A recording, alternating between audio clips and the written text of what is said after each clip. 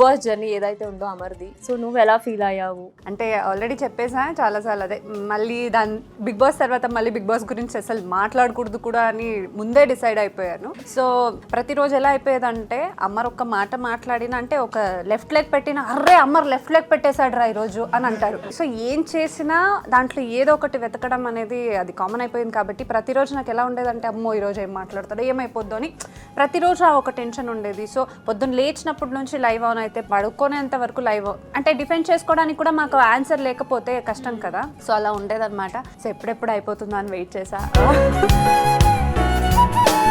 అలా ఉండే ఒక రోలర్ కోస్టర్ జర్నీ అని చెప్పొచ్చు. ఎస్, నువ్వు ఏదైతే చెప్పావో యు ఆర్ స్ట్రాంగ్. నువ్వు స్ట్రాంగ్ కాబట్టి అన్ని ఫేస్ చేసావు. ప్రాబబ్లీ మీరు ఏదైతే క్రియేట్ చేశారో మీరు అందరూ తేజుని స్ట్రాంగ్ చేశారు. సో దీనికి నువ్వేమంటావు అమర్? అంటే especially for this vulgar memes. కళ్ళ ముందుకు వచ్చి మాడే ధైర్యం ఉన్నాడు కామెంటే పెడతాడు. కింద మనకు కామెంట్ పెడుతున్నాడు అంటేనే అర్థమైపోయింది మన ముందుకు వచ్చి మనల్ని ఫేస్ చేసి మాట్లాడే దమ్ము ధైర్యం లేదు అని చెప్పి.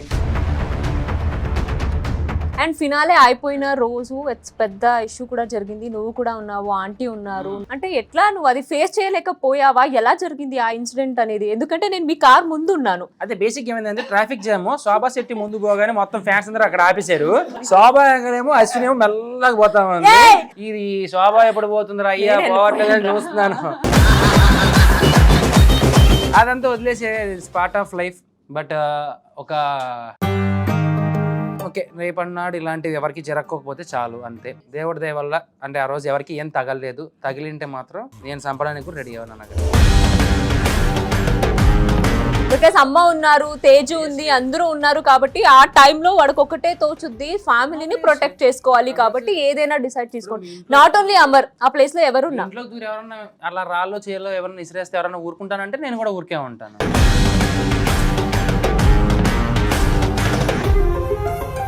అంటే బేసిక్గా నాకు ఒక మంచి సీక్వెన్స్ కనిపించింది. నేను దిగుతానని చెప్పాను, అడుగు కావాలి నేను దిగుతాను, పట్టుకుని ఆపుతున్నారు నన్ను. మీరు వెళ్ళిపోండి, అట్లీస్ట్ నా వల్ల మీకేం కావద్దు, నేనే దిగేస్తాను. అసలు కొడతారా కొట్టను, నేను ఒకరన్నా కొట్టాను, ఎవరైనా కొట్టను, రాయితో కన్ను మొత్తం అంతా బొక్క పెట్టి చంపేస్తాను. నేను చాలా చూసిన సినిమాలు అలాంటివన్నీ. ఊరికే మా గురించి పని చేస్తున్నారు. సరే కానీ అవన్నీ కార్ అన్ని రెడీ చేసుకోవడానికి ఎంత బిల్ అయింది? అరౌండ్ ఒక 3.54.